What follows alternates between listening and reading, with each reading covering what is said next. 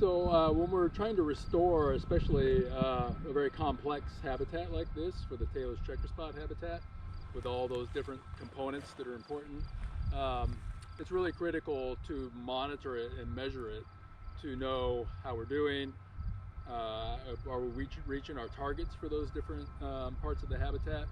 And so what we're going to be doing here today, and what we've been doing for 5 years now or more, is laying out transects and plots to measure a few of the components of the habitat for the Taylor's checkerspot that we can do this time of year. For instance, nectar plants we can't really monitor in the fall because they're out in the spring, but there are certain things we can.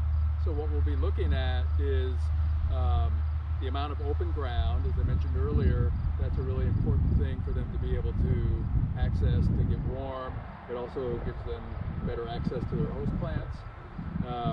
So open ground, and then the vegetation height. Also, as I mentioned before, they like low open vegetation, so they don't like a lot of dense, tall vegetation that impedes their access to their food plants as well. So we'll be measuring the open ground, the vegetation height, and then also, of course, the number of host plants that are there. And we're looking at the plantain, so we'll be counting the number of plantains in there. And we have targets for each of those. Our targets for those are about 40 plantain plants in one of these plots, and we'll set those up and you'll see those, and at least 11% open ground and less than 30% cover on the vegetation height, and you'll see more detail about those. But that's the idea, and we're running multiple transects across the site, and then we do different plots along each transect so that we get a large representative sample of the whole area rather than just measuring a few spots or one particular spot really intensively. We're getting a good broad picture of the whole area. All right, we're gonna start measuring our transects. We're gonna lay out one. We're doing transect number 95, which shows on the map. And we have these long 100-meter measuring tapes. And we have to anchor them in the ground to hold them tight. And then one of the really critical things is getting the compass bearing. So in order to follow the line that's shown there and keep them all parallel to each other and not crisscrossing, we have to go on the correct compass bearing. I can't really show you exactly how the compass works, but I'm aiming to go 10 degrees north, so 10 degrees east of north. I'm going to come behind you and we'll just be looking over your shoulder, but I'm going to be at least 6 feet back here.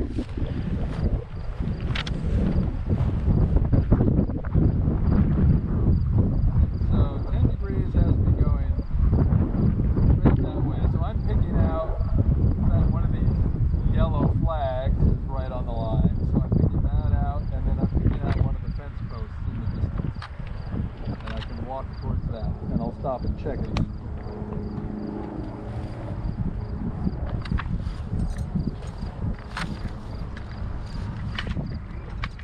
And my plots are going to go on the right side of the line, so I want to stay on the left so I'm not trampling the vegetation.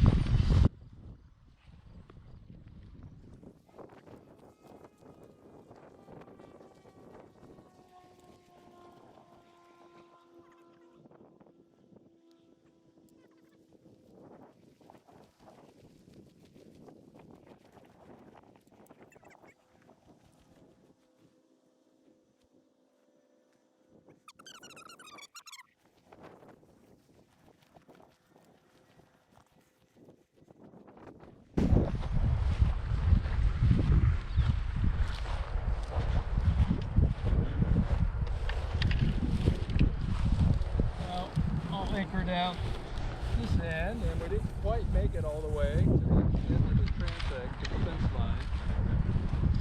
So we'll have to set up another tape measure starting 100.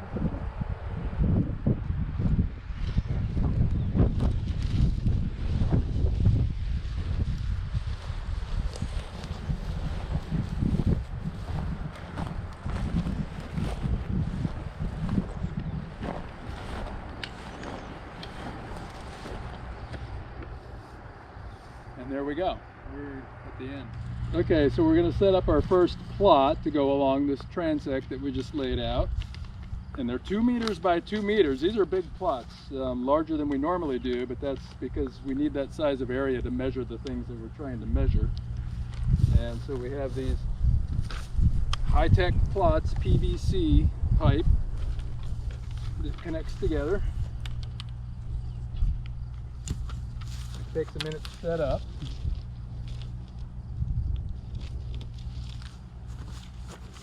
When you have multiple people working on them, it goes a little faster.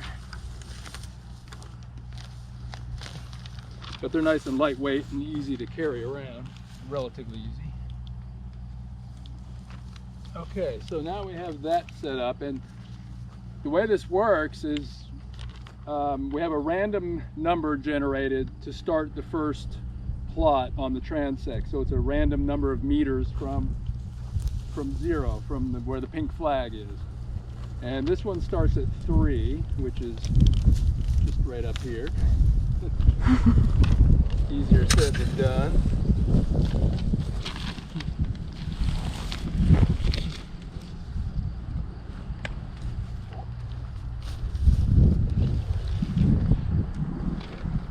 So I'll get this trailing corner here is on 3 meters.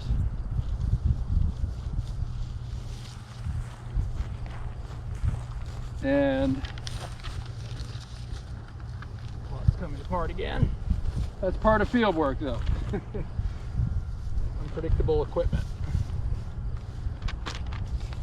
And then these plots also get divided up into 4 separate quadrants using this other PVC setup.